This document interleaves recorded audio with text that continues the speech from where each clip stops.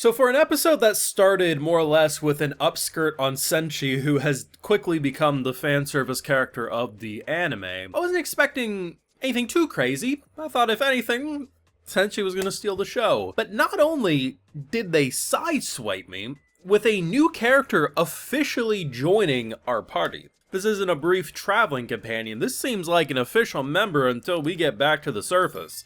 And we go into the pits of hell in this dungeon. Izutsumi has joined. We got a Neko cat girl, a part of our crew, and honestly, pretty fun addition, all things considered. A little spicy, lack manners, but you know what, Papa Senshi's gonna correct that real quick. And that's all well and good. You're probably not expecting a new member, and then what happens? Now, is it as crazy as something like Junji Ito? No, but is this the closest thing we've gotten to Junji Ito, or something truly horrifying?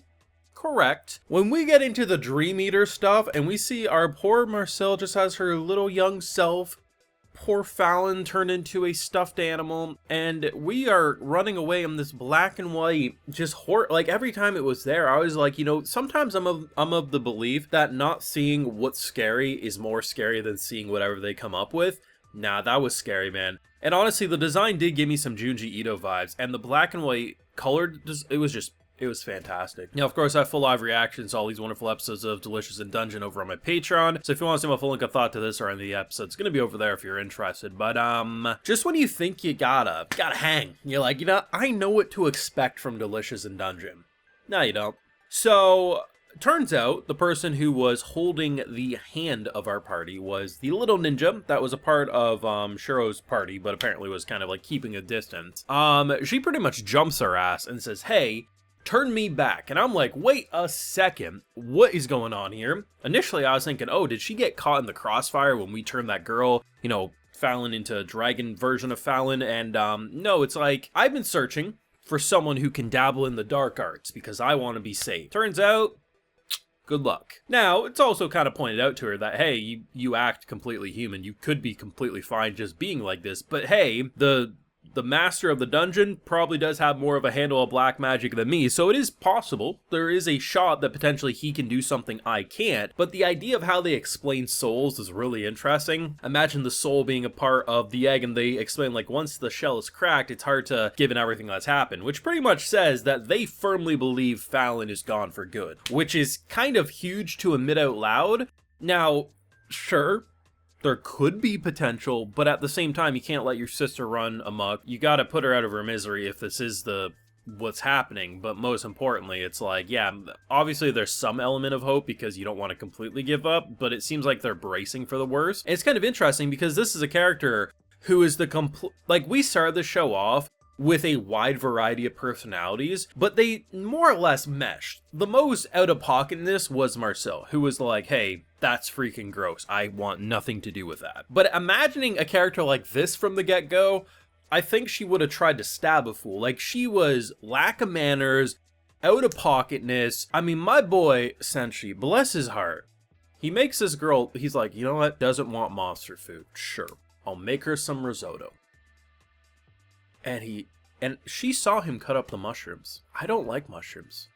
But I would have told that boy I didn't like mushrooms before he started cooking it. And she just starts throwing, and I thought my boy was gonna stab a fool. I'm sorry, I thought Senshi had reached his breaking point, but it was so funny when he goes in because it looks like he's gonna stab a fool, and then it's just like, no, I'm teaching you how to wield your cutlery better. And just the fight and everything, it was just such a good moment, and you think, oh, this is gonna be the standout moment of the episode. We get a new character that's officially joined, it feels perfect for the cast, complete different than anyone we've seen up to this point. We have an assassin a part of our party now. Very different vibe. It's just going to be all well and good. Then we enter the Dream Eater stuff.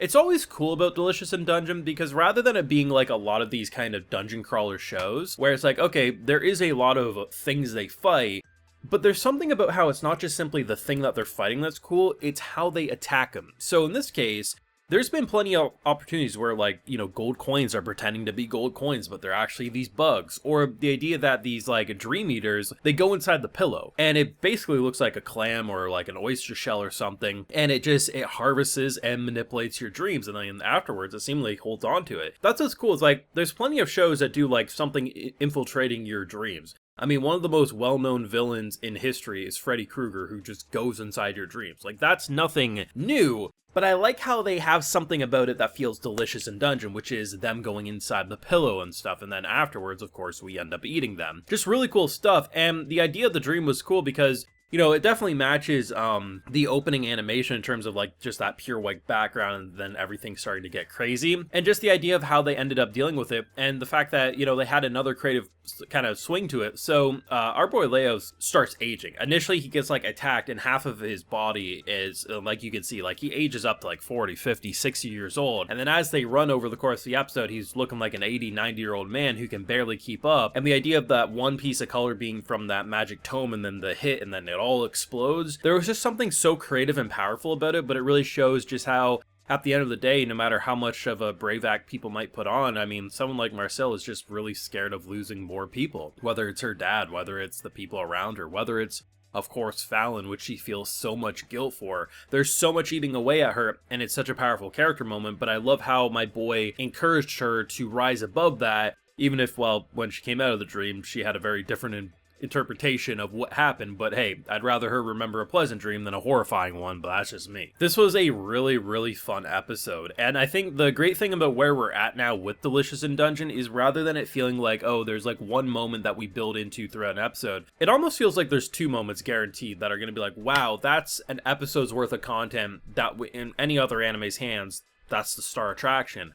But then Delicious in Dungeon's like, oh, hey, you thought that was good?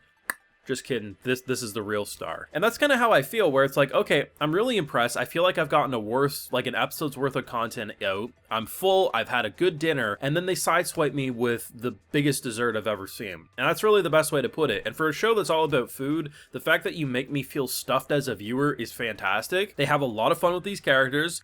I still say it, there was no reason for Senshi to be bent over the way they did, but bless them for that Senshi fan service, the true fan service character of this season, it seems like. They're gonna have to definitely uncensor them Blu-rays when it comes out, but the idea of introducing a new character that is officially with us and not, because as I explained, like, can't really go to the surface by yourself, we're going downwards. She's with us until we go back up. Like, that seems to be guaranteed. And the idea that they're still finding creative ways and, just very interesting ways to implement fights that are just so different than what you expect from a dungeon crawler, because usually it is just, them awake and them fighting this or that, but it's like they're always finding new and creative ways to do things, and that's why this has quickly become one of my favorites of the year. I truly believe it is Trigger's magnum opus, and hopefully this won't be the only season we get of that amazing Delicious in Dungeon quality, but let me know what you thought down below, because between the horrifying imagery and the kind of out-of-pocketness of, wait a second, did they just introduce a new one?